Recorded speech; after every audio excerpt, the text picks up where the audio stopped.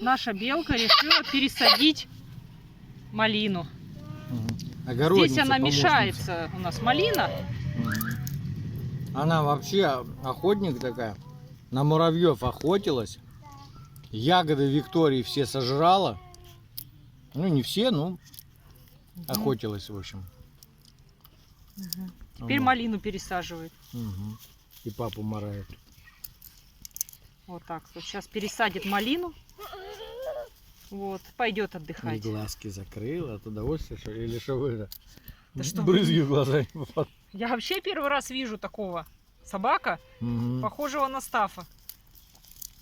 Вот. Это так, я видео, как будто кажется, что это большая собака. А если сравнить вот с тапком, допустим, видно она размером с тапок.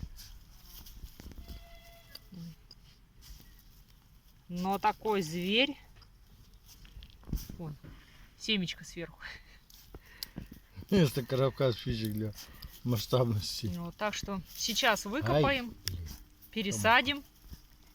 Не, у нас став был, он действительно, он же это ежиков жрал.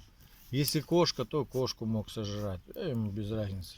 Но такой добрый. Ну и добрый, ласковый. ага. Вот. Главное, если кто-то пришел в квартиру в гости, быстренько сесть на диван, потому что залижет до смерти. Да. Он просто И начинает уронить сразу же может. прыгать, радоваться, лизаться ему надо. А как только успокаивается, все. Слушай, а есть же поросята, с которыми ходят за грибами?